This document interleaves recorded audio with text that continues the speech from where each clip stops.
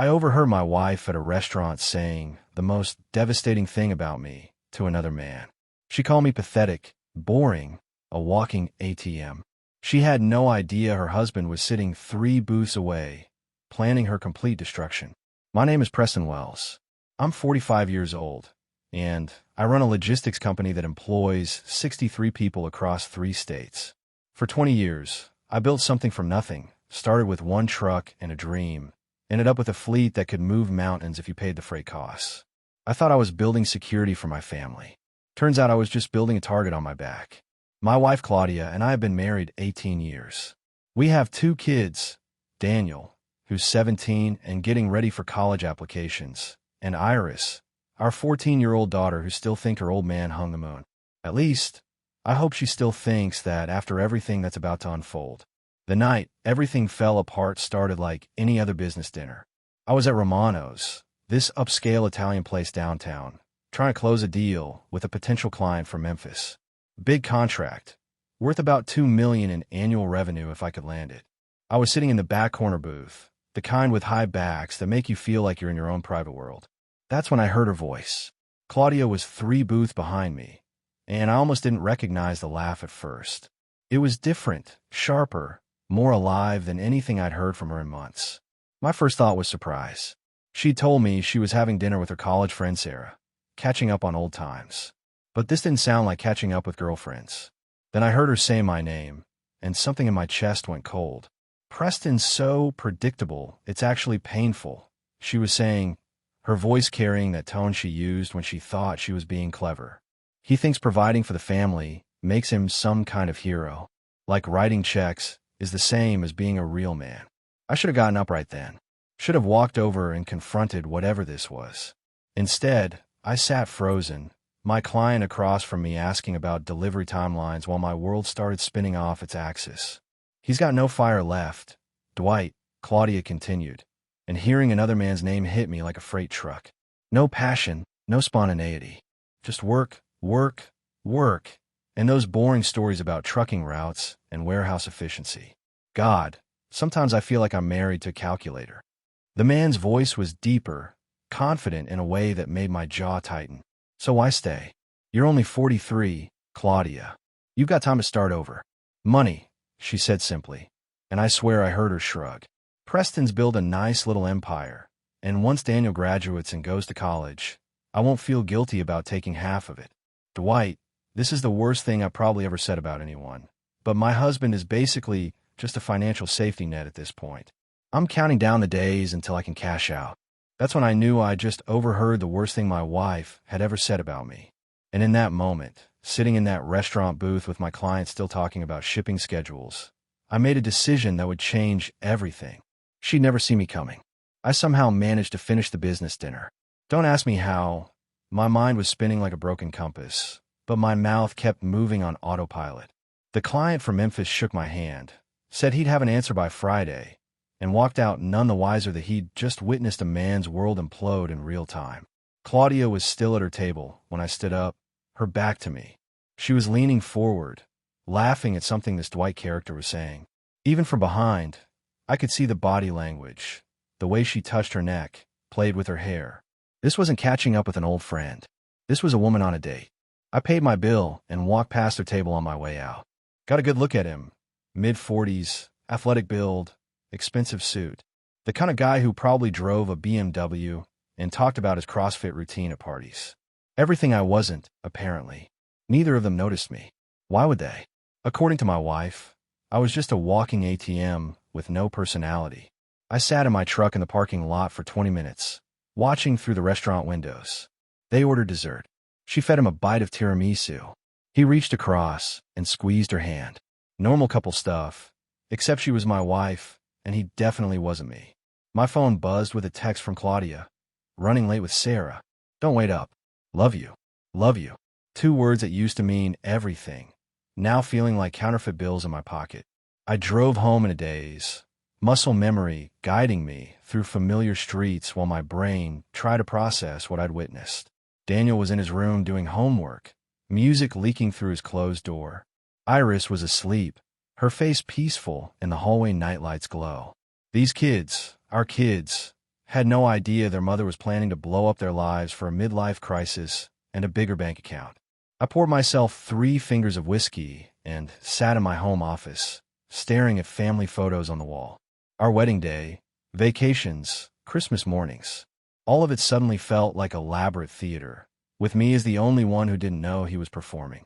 Claudia came home at 11:47 p.m. I heard her heels on the hardwood, the careful way she closed the front door. She peeked into the office where I was pretending to review shipping manifests. "Hey, honey," she said, her voice artificially bright. "How was your dinner?" I looked up at her, this woman I'd shared a bed with for 18 years, and saw a complete stranger. "Productive," I said simply. "How was Sarah?" "Oh, you know Sarah." Claudia waved her hand dismissively. Same old stories about her ex-husband and her terrible job. Poor thing never changes. The lie rolled off her tongue so smoothly, I almost admire the craftsmanship. "I'm heading to bed," she announced, already turning away. "Don't stay up too late with those reports." She kissed my forehead, a gesture that once felt loving, now felt like a consolation prize. After she left, I sat there for another hour, planning my next move. Because this wasn't over. This was just beginning. The next morning, I did something I'd never done in 20 years of marriage. I called in sick to work and follow my wife. Claudia left the house at her usual time, 8:15 a.m., coffee in hand, and that fake smile she'd been wearing lately. She told the kids she had an early client meeting, kissed them both goodbye, and walked out like she was heading to just another day at the office. I waited 5 minutes, then got in my personal car, not the company truck she'd recognize, and tailed her through morning traffic. Basic surveillance, nothing fancy. Just a husband trying to confirm what his gut already knew. She didn't go to her marketing firm. Instead, she drove across town to a coffee shop called The Daily Grind, the kind of place that charged $6 for what used to cost 50 cents. I parked across the street and watched through the window as she sat at a corner table, checking her phone every 30 seconds like she was waiting for someone. At 9:23 a.m., Dwight walked in. He was even more polished in daylight, crisp shirt, expensive watch, the kind of confident stride that came from never having to worry about making payroll or keeping 63 employees fed. He slid into the seat across from my wife like he owned the place. I couldn't hear their conversation, but I didn't need to. The body language told the whole story. Leaning forward, touching hands across the table, her throwing her head back at his jokes. This wasn't their first coffee date. This was routine. They stayed for 47 minutes. I know because I timed it, sitting in my car like some discount private investigator. When they left together, walking to separate cars in the parking lot, he pulled her close for a kiss that lasted way too long for a casual goodbye. My hands gripped the steering wheel so tight, I thought it might snap. I followed Claudia to her actual office after that, watched her walk inside like nothing had happened. Then I drove to my own company, told my assistant I was feeling better, and buried myself in logistics reports. But my mind wasn't on shipping schedules. It was on planning. That evening, I acted normal, asked about her day, listened to her elaborate lies about client meetings and project deadlines. She was good at it, smooth, detail convincing. Made me wonder how long she'd been practicing. "How was your client meeting this morning?" I asked casually over dinner. "Exhausting," Claudia replied without missing a beat. "New campaign for a restaurant chain. They want everything changed at the last minute." Daniel looked up from his plate. "Which restaurant, Mom?" For just a split second, I saw panic flicker across her face. "Oh, it's still confidential," she recovered quickly. "You know how these things work." Our son nodded and went back to his food, but I caught that moment of uncertainty. The first visible sign that the lie was getting harder to maintain. Over the next week, I became a man with a mission. During lunch breaks and after hours, I started documenting everything. Times, places, phone records I could access through a shared account, credit card statements that showed charges I didn't recognize. The coffee shop became a regular stop for them. Tuesday and Thursday mornings, same corner table, same routine. I started taking photos from across the street. Nothing dramatic, just evidence for later use. But the real breakthrough came when I remembered something about Claudia's phone habits. She'd always been careless with technology, using the same passwords for everything, syncing all her accounts without thinking about security. For a woman planning to rob me blind, she had terrible operational security. I accessed her cloud storage from my office computer.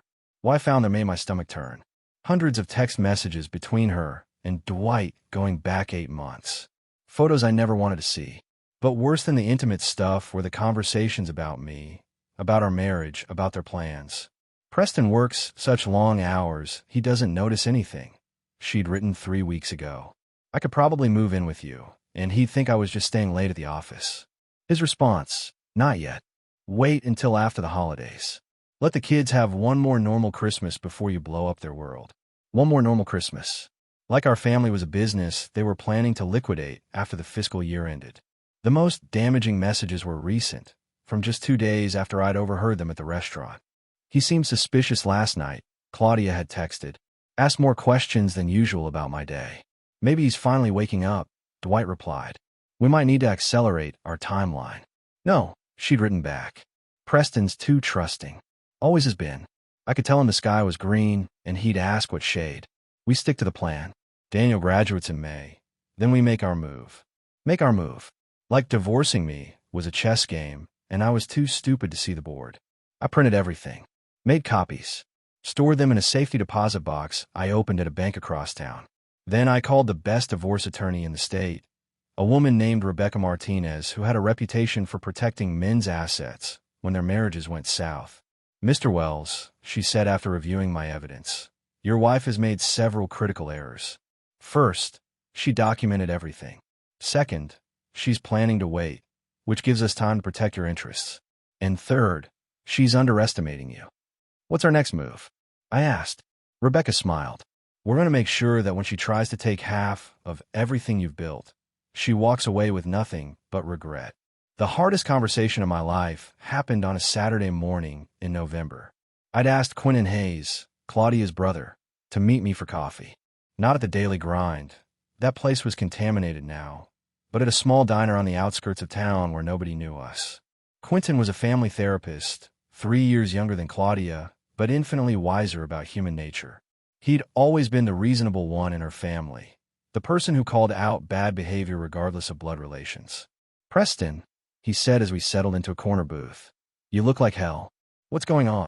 I handed him a folder containing printed copies of text messages and photos. Not the intimate stuff. I wouldn't put him through that, but enough to show the scope of what his sister was planning.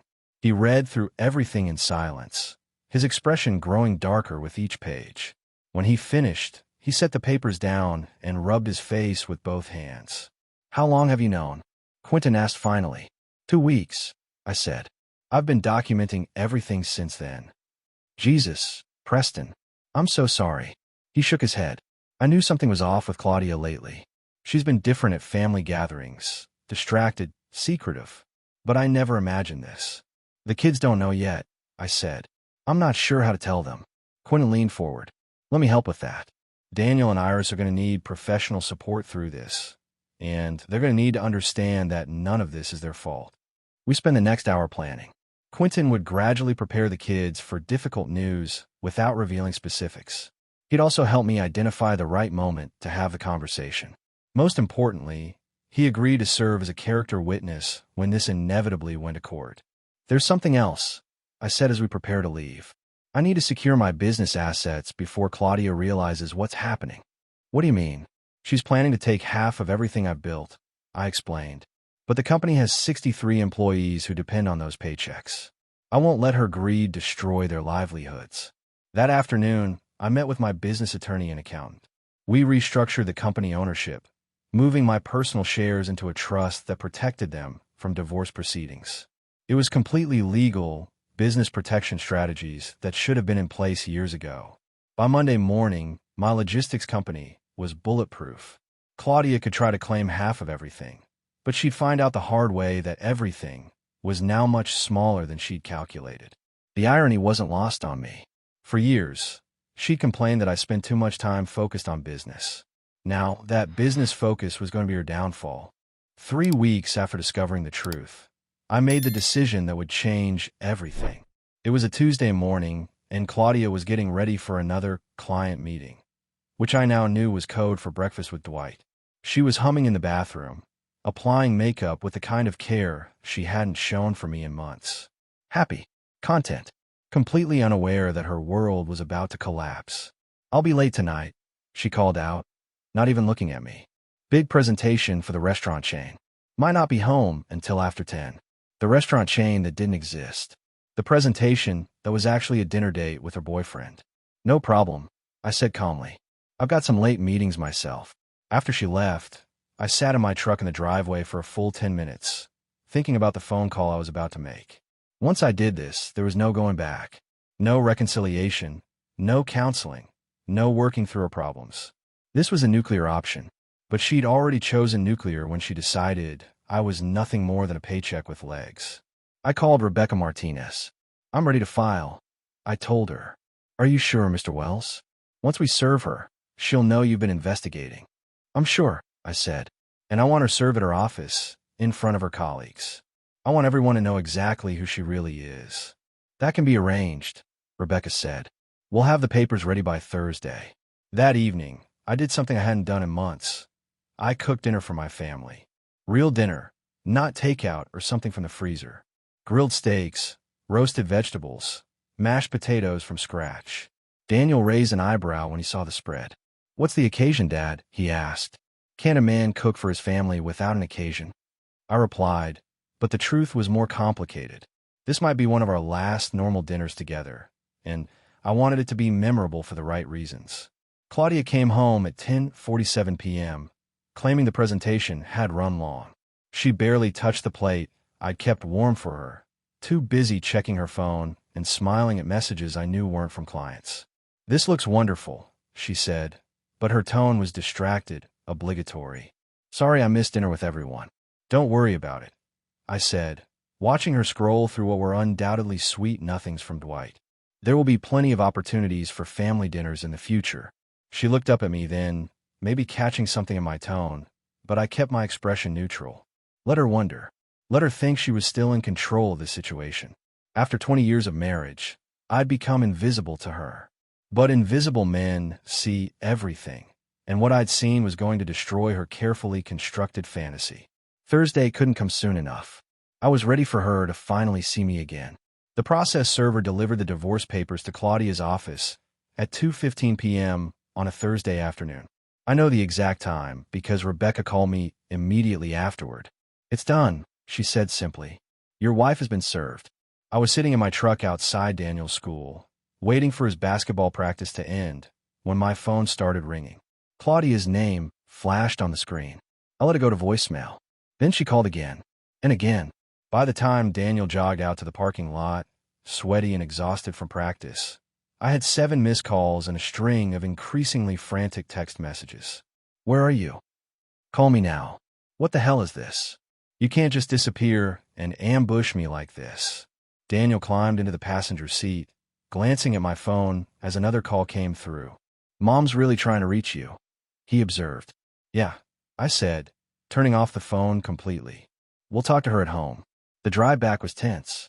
Daniel kept shooting me worried looks, clearly sensing that something major was happening. When we pulled into the driveway, Claudia's car was already there. She'd left work early, probably racing home in a panic. I found her in the kitchen, pacing like a caged animal, still clutching the legal documents. Her face was red, eyes wild with a mixture of rage and disbelief. Preston, she started the moment she saw me. What is this? Some kind of sick joke. No joke, I said calmly, setting my keys on the counter. It's exactly what it looks like. You can't just file for divorce without talking to me first. We have problems, but we can work through them. This is insane. I looked at this woman who'd spent months planning to destroy our family, now acting shocked that I'd beaten her to the punch. Like you were planning to work through them with Dwight? I asked. The color drained from her face. For a moment, she looked genuinely surprised, as if she'd forgotten that actions have consequences. I don't know what you think you know, she began, but I cut her off. I know everything, Claudia. The coffee shop meetings, the texts, the plans to wait until Daniel graduates so you can take half of everything I've built. I know that you think I'm pathetic and boring, and that Dwight is more of a partner than I ever was. Her mouth opened and closed like a fish out of water. She'd been caught completely off guard, unprepared for a fight she thought would happen on her timeline. Where are the kids? She asked suddenly, apparently realizing that Daniel and Iris weren't around. Quentin picked them up, I said. They're spending the night at his place while we sort this out. You told my brother about our personal business. Your brother deserved to know that his sister was planning to blow up 2 families for a midlife crisis. That's when the tears started. Not genuine emotion, but calculated performance.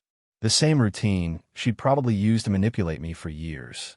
Preston, please, she said, reaching for my arm. We can fix this.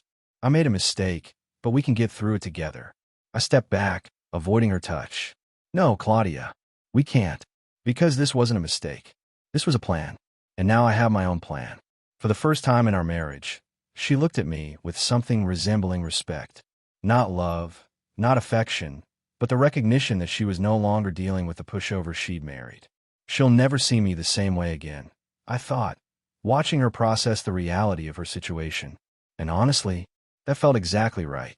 The conversation with Daniel and Iris happened 2 days later, on a Saturday morning at Quentin's office.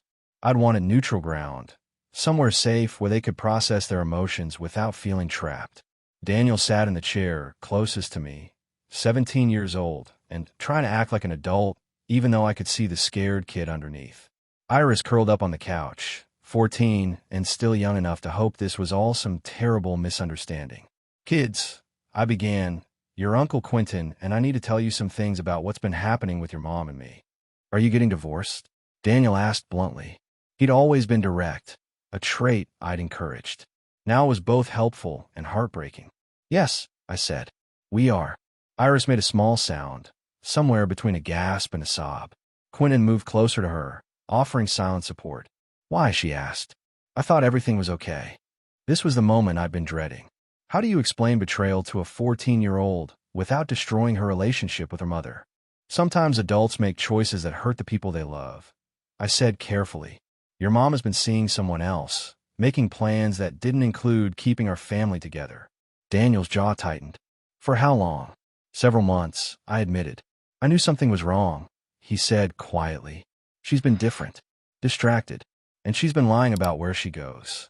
Iris was crying now, tears streaming down her face. Does she not love us anymore? She loves you both very much, I said, and I meant it. Whatever Claudia had done to our marriage, she genuinely cared about the kids. This is about her relationship with me, not with you. Where are we going to live? Daniel asked. What's going to happen to us? You're going to live with me, I said firmly. In our house, with your same schools, your same friends. I'm going to make sure your lives stay as normal as possible. What about Mom? Iris asked. Your mom will always be your mom. Quentin interjected gently. She'll still be part of your lives, just differently than before. We talked for another hour, answering their questions as honestly as possible. Daniel was angry, not just at his mother, but at the whole situation.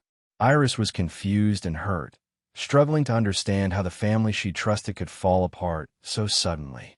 Dad, Daniel said as we prepared to leave, I want you to know that I'm proud of you for standing up for yourself. Mom's been treating you badly for months, and I was starting to lose respect for you because you weren't doing anything about it. His words hit me like a truck. My own son had been watching me accept disrespect, had been losing faith in me because I'd been too trusting, too passive. I should have acted sooner, I admitted. Maybe, he said, but you acted when it mattered. That's what counts. Iris hugged me fiercely as we walked to the car. I love you, Daddy, she whispered. I love you too, sweetheart. Everything's going to be okay. And for the first time in months, I actually believed that might be true. 3 months later, the divorce was finalized in a courtroom that felt more like a business meeting than the end of an 18-year marriage. Claudia sat across the room with her attorney, looking smaller somehow, defeated in a way I'd never seen before. Her relationship with Dwight had imploded within weeks of the divorce filing. Apparently, when faced with the reality of an actual relationship instead of a fantasy affair, he'd decided she was too much drama for his taste. The man who'd promised to be her partner had vanished the moment things got complicated. Claudia's attorney had tried every angle to get more money, but Rebecca had been thorough. The business protections held. The asset transfers were legal and binding. In the end, Claudia walked away with her car, her personal belongings, and a modest settlement that would cover basic living expenses for about 2 years if she was careful. Mr. Wells, the judge said, you've been awarded primary custody of both minor children, with standard visitation rights for Mrs. Wells. The property division stands as agreed upon by both parties. I nodded, feeling a mixture of relief and sadness. This wasn't how I'd wanted our story to end, but it was the ending her choices had written. After the hearing, Claudia approached me in the courthouse hallway. She looked older, worn down by months of legal battles and public embarrassment. "Preston," she said quietly, "I want you to know that I never meant for things to go this far." "What did you mean for them to go?" I asked. She couldn't answer that, because we both knew the truth. She meant to use me until she didn't need me anymore, then discard me on her terms. "The kids miss having you around more," I said, which was partially true. They'd been struggling with a divorce, but they were also angry at her for the lies and deception. "Can we try to do better going forward?" she asked. "For Daniel and Iris?" "We could try," I agreed. "But Claudia, they're not little kids anymore. They understand what happened, and they're going to need time to trust you again." She nodded, tears forming in her eyes. "I know I destroyed everything good we had." "Yeah," I said simply. "You did." 6 months later, I got a text from Quentin. Claudia had moved to another state, taken a job with a marketing firm in Phoenix. She called the kids every week and visited once a month, but the easy relationship she'd once had with them was gone. "She's trying," Quentin told me during one of our regular check-ins. "But she's having to rebuild from zero, and that's hard for someone who's used to being adored." Daniel had started his senior year with a new sense of maturity, no longer taking family stability for granted. Iris was seeing a counselor and slowly learning to trust again. Both kids had chosen to stay with me full-time rather than split custody. "You did the right thing, Preston," Quentin said as we watched Daniel practice basketball. "It wasn't easy, but you protected them when it mattered most." I nodded, but my focus was on my son, driving toward the basket with determination I recognized. He'd learned something valuable from watching his father fight for his family. Sometimes the hardest lessons teach us how to be stronger. 2 years after the divorce, I was sitting in the same diner where I'd first talked to Quentin about Claudia's betrayal. But this time, I wasn't there to discuss problems. I was there to celebrate solutions. Daniel had just been accepted to 3 different colleges, including his first choice. His application essay had been about resilience and learning to trust your instincts when something feels wrong. The admissions counselor said it was one of the most mature pieces of writing she'd read from a high school senior. Iris, now 16, was thriving academically and had started dating a boy from her chemistry class, a polite kid who actually looked me in the eye when we talked and helped clear the dinner table without being asked. She'd learned to value respect over charm, substance over smooth talk.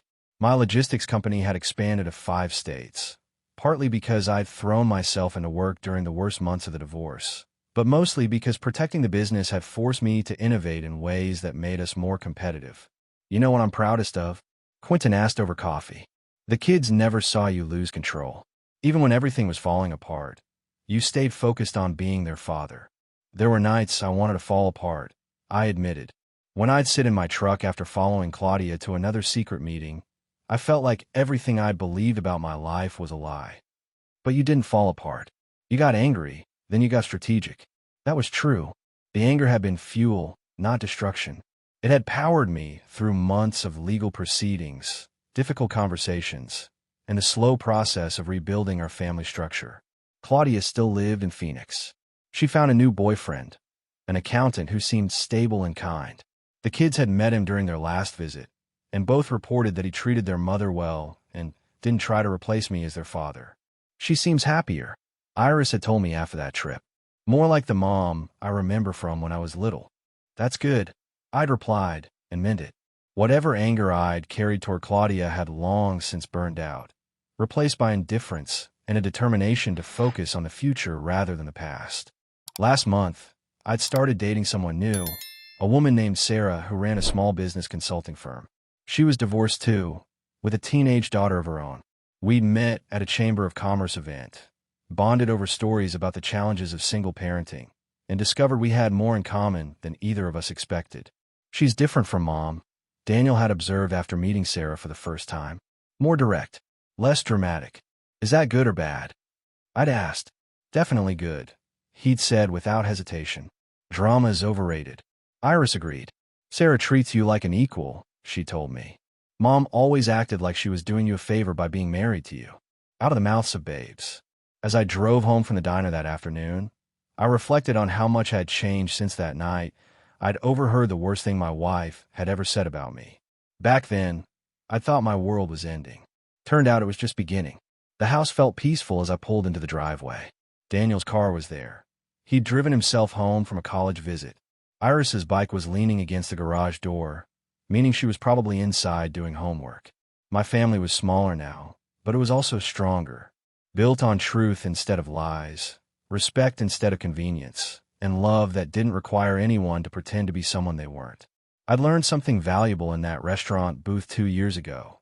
Sometimes the worst thing someone can say about you is also the most liberating.